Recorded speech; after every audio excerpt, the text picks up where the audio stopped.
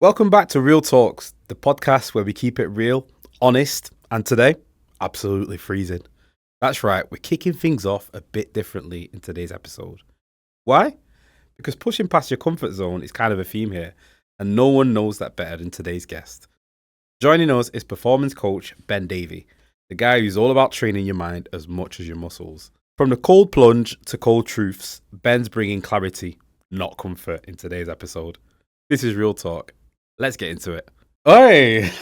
So we've got the OG in the house. If you don't know what OG means, Ben, you are one of the original milkfluencers with our Meet Life Kind charity. How are you doing? Yes, I'm good. Yeah, a long drive up north. Yeah.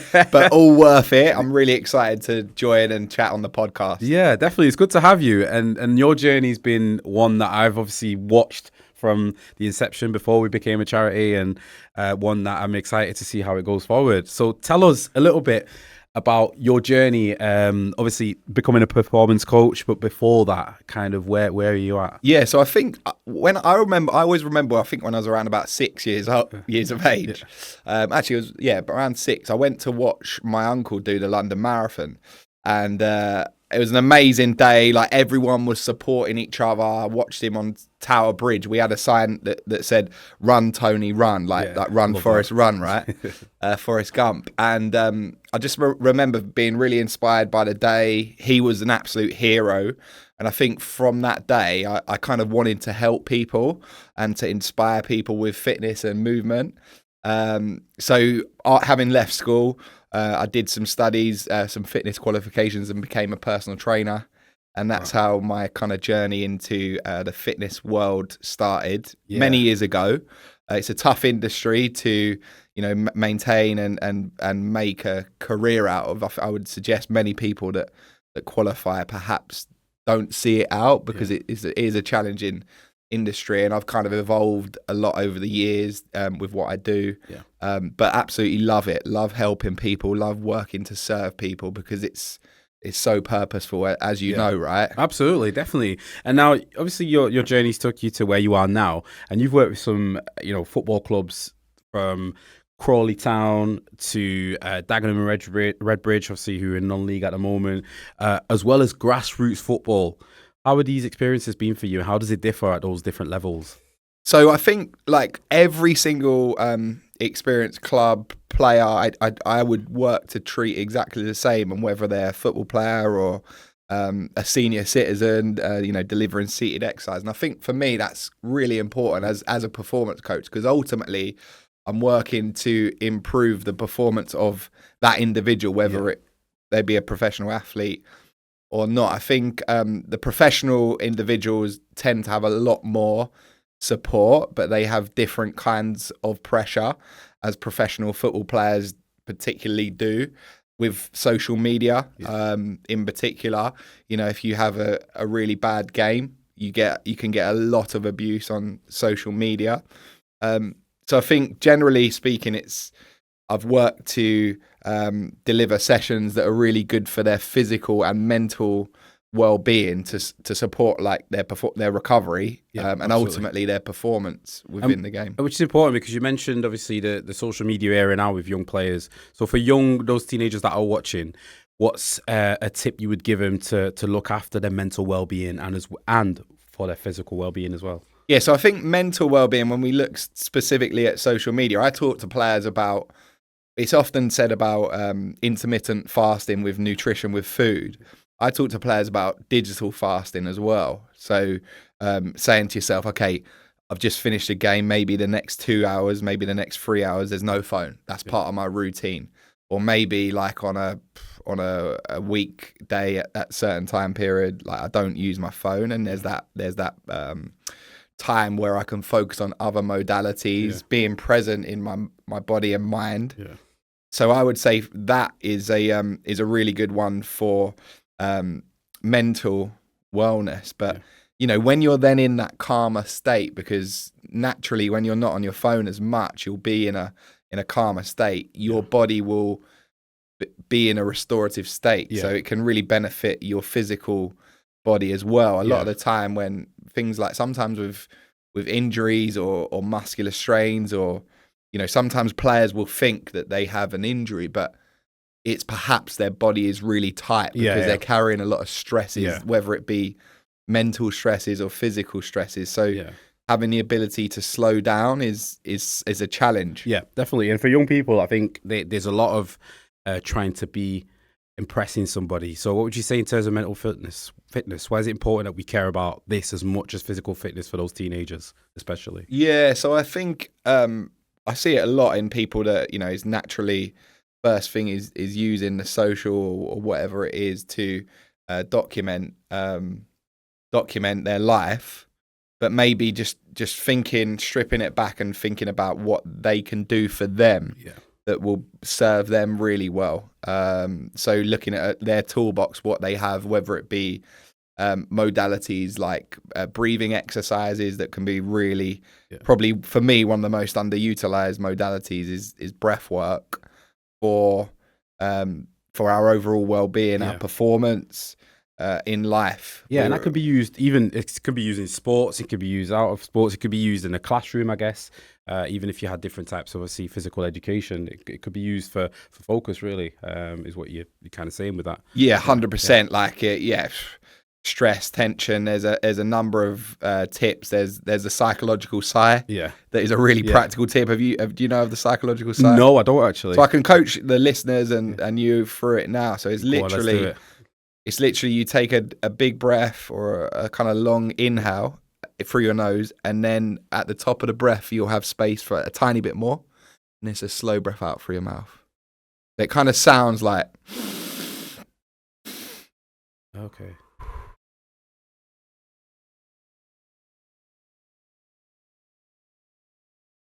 Okay. So make that exhale nice and long, and that's what that's doing. Is it's called a CO2 dump, so it can bring a lot of calm to your body, and it's like a reset. Yeah. So sometimes, often, I think, people may resonate the fact that sometimes we're struggling to be in our with ourselves. Yeah, right? We're a lot of distraction, and maybe we use our phone a lot to scroll through the socials, but thinking of different tools like the psychological sigh we can use to calm our system down will be really beneficial. And the sooner, the better. Like, I wish I knew all the stuff that I know now when I was at school, because it would massively help me. Would have been easier for you. Yeah. Talking of you in school, how were you as a teenager? Physically, was it something that you cared about? Was it something you focused on? Yes, I always loved playing football. Was really into football. I would say I was very sporty, but I definitely struggled academically in school. I wasn't. I wouldn't say that I got the best results GCSE right. Yeah, don't worry, I'm there with you. And I struggled. Like, I think I just struggled to concentrate, perhaps. And I also had the kind of like imposter syndrome. If I was under the spotlight, if like the teacher would say to me, "Oh, Ben, share your thoughts." If I didn't, I felt like really like, your heart rate racing on the spot. Like fumble your words and stuff like that. And I think, like, I would say to myself then, if it was me now, like, that's okay. In life you'll learn different tools and skills. And one thing I do with regards to like talking in front of people now is visualization. So practice mentally rehearsing how it's going to come across. Like, if I've got a talk or whatever to do, think, okay, what can go right, what can go wrong, and mentally going through that. And that's something that translates into performance in sport and general life as well. Absolutely. And for like the younger audience, especially, that when it obviously exams, coursework, things that might not go right. And that's okay. It's always knowing how they can change that and turn that. Which takes me to the next point, actually. So what advice have you got for those young people who, to keep them to stay motivated when they aren't feeling like a workout? What can you advise them to do? So I would always think of it as try and think of a tool of like some bite-sized things that they can do. Movement's a really useful tool, but also fresh air. I love the cold. Like, some days I might stand outside in the garden and just stand. A really good one for them to embrace is the cold. Like, take your shoes and socks off, and if you have access to some grass in your or you know, if you're lucky enough to have a garden, you could stand on the grass. Yeah. And this is really good to calm our system. So, but also the cold will give you some clarity. So I think with regards to motivation, I think doing something helps to carry over. So just one little thing might then suddenly I've stood on the grass for 3 minutes. It sounds a bit silly, but then like, okay, I feel a bit of energy now. I'm going to go and do some movement. I'm going to start to, maybe I'm suddenly doing some movement in the garden, and movement is fantastic for motivation once you start moving. And I think that's something that not a lot of young people will know. So it'd be great to actually some of the schools that we go into and develop that and use that. And it's not something that I've thought about doing, but you know, definitely be thinking about it. I mean, Liverpool's cold enough as it is anyway, so I don't even need the grass. I could just stand outside and it's cold as it is. But obviously, everyone has different motivations. Some people train to look good, some train to feel good, some train to impress others. But why is it important that your motivations are for you and not other people?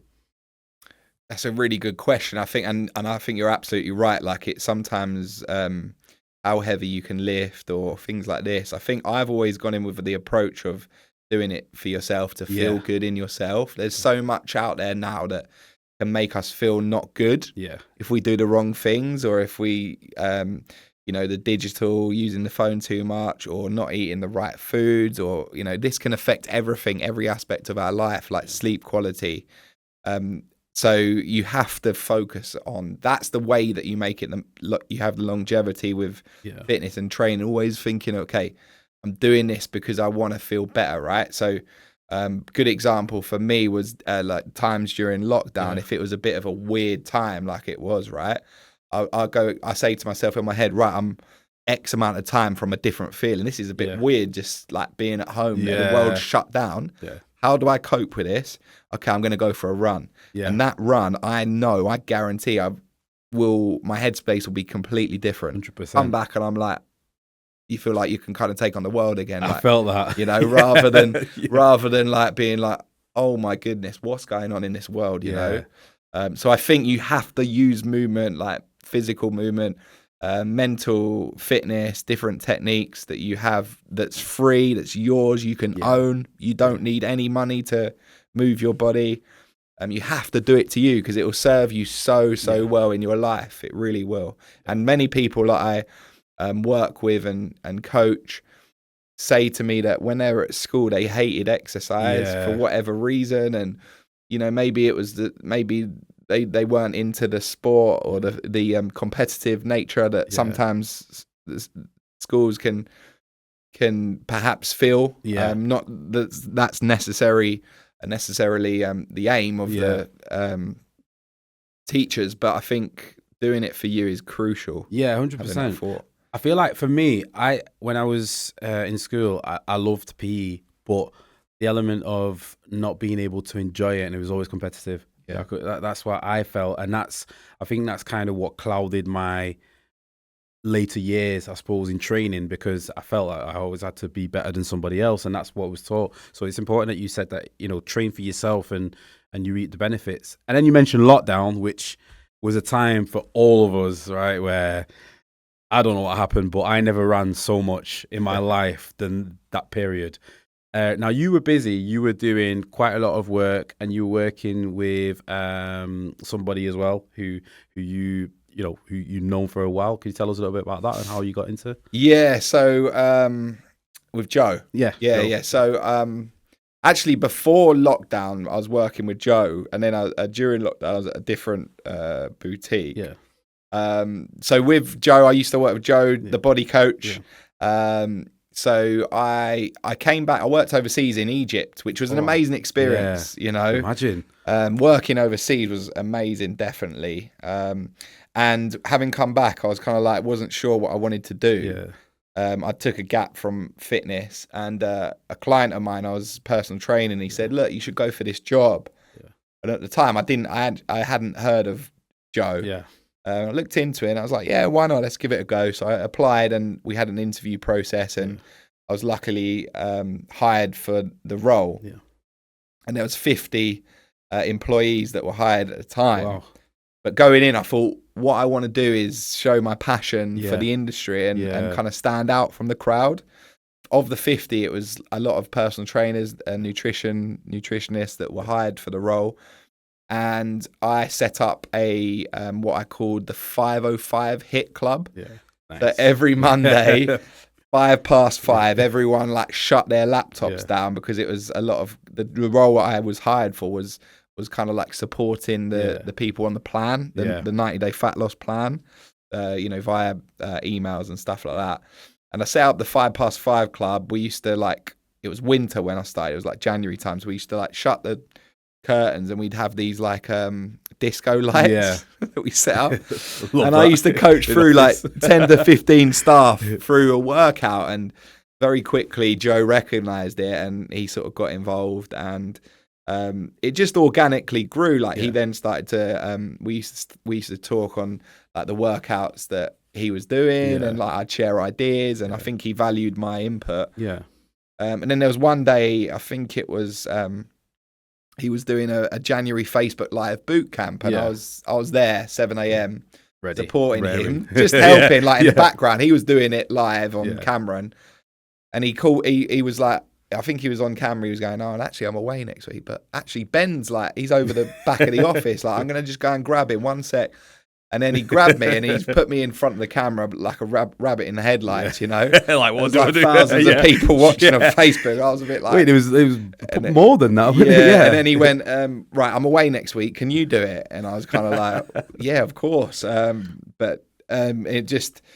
I was very lucky. I think the first fitness trainer that was featured on his on his platform was able to do one of his YouTube videos, and the last thing I did was I delivered a workout for 1,000 people at Stamford Bridge. Amazing. And as a Chelsea football fan, we won't talk about them, but that was amazing experience.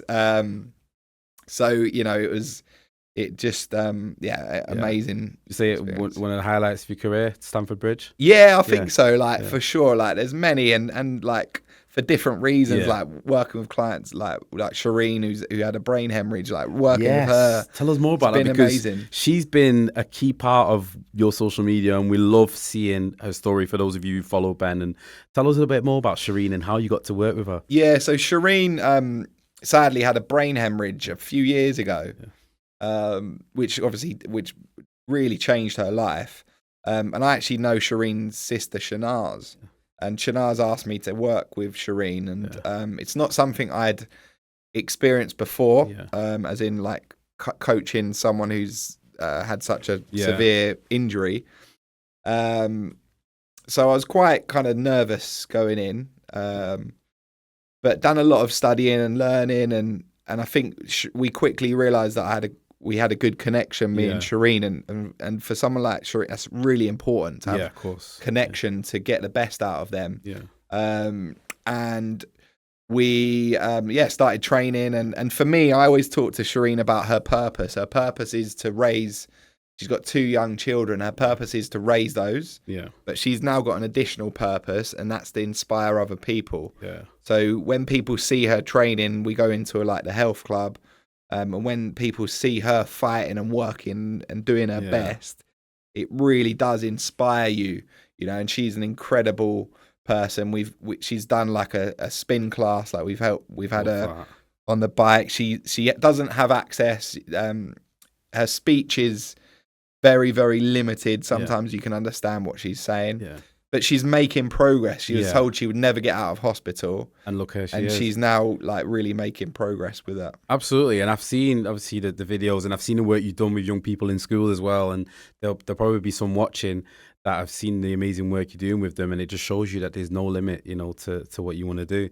Which takes me to talk about healthy relationship with training. What's the importance of having and finding your identity inside and outside the gym? What do you think that plays, especially for teenagers? Because these days they are training, they go into the gym. I didn't train at that age, 14, 15 years old, but they are now. I think most importantly, I would say with that is kind of understanding your why. Why are you doing it? Why are you hitting the gym? What kind of time is it you're doing it? What is it going to add to your life? And the environment is crucial with regards to physical training as well. So like finding the right environment that gives you energy, not just like the physical side, but when you're going somewhere, you want to feel welcome, like in that environment, like the good people around you, because those people will really uplift you and inspire you. Ultimately, I would say. Love that. Absolutely. No, and it's important for those young people to know because, we live in a world of social media, like you mentioned, where it's egos and there's so many things.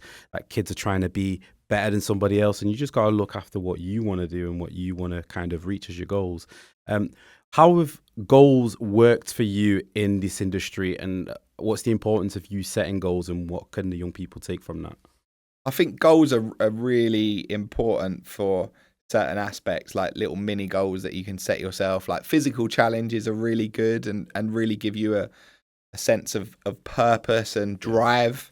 I know from experience, if I've booked an event like a race, like a marathon or 10K or whatever, as soon as I've booked it, I'm like uplifted. It's literally instant, which is amazing thing about setting a goal. And sometimes like it's good to share these goals as well. Maybe you are like even using the social media or telling friends, because sharing will kind of give you that accountability to work together. But also it's like be a bit vulnerable with it, like share the fact that you're excited, but you're also not sure, like share those vulnerabilities, because that's going to, help you as well. People will Absolutely. support you for it. No, I love that, definitely. And I think you talk about vulnerability and I wanted to add stress onto that. And obviously pupils, whether it's friends, family, teenagers will struggle with stress, and that can lead to, a lot of that can lead to stress. How can we utilize fitness to help that pressure? Yeah, I think first of all, I would say like the stresses that they face are going to be normal parts of life, but reframing stress as a good thing that can be a positive addition is useful. At times it won't feel like that. It will feel like you've got a lot of different things on your plate, and you might feel that you can't concentrate and stuff like that. But think of what it can bring you if you didn't have that stress in your life. Like it can really help you to. You didn't have stress, you wouldn't necessarily get up in the morning. You wouldn't have like the butterfly feeling, the heart rate increasing when you're about to do something that's like a little bit out of your comfort zone. But with those little challenges, with those stresses, you'll grow as an individual over the years. I love that. Thank you. That's appreciated, and I think that young people will take a lot of note from that, because it's important. We see stress as a negative all the time, and we have to frame it differently, like you said. For those young people who are watching, what would you say to those who don't know where to start their fitness journey? I think I would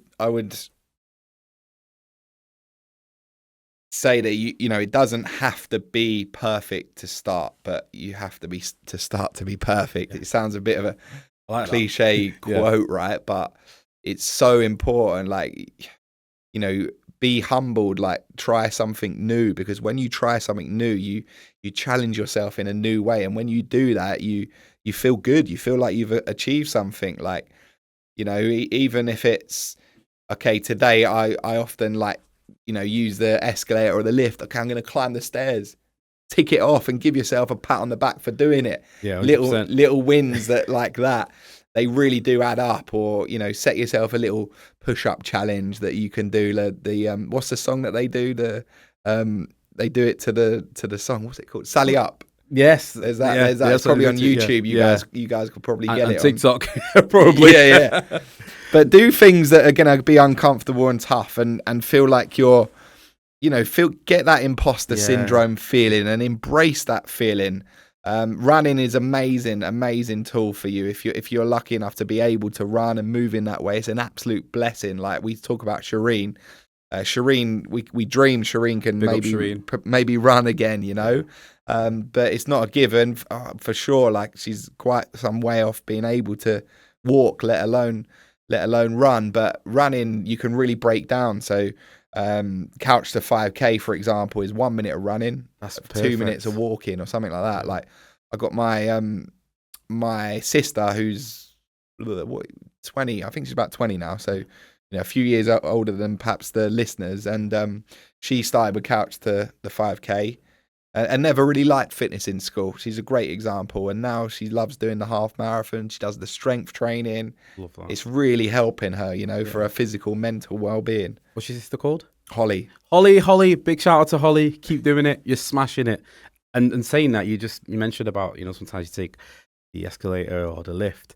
We've got 11 floors here.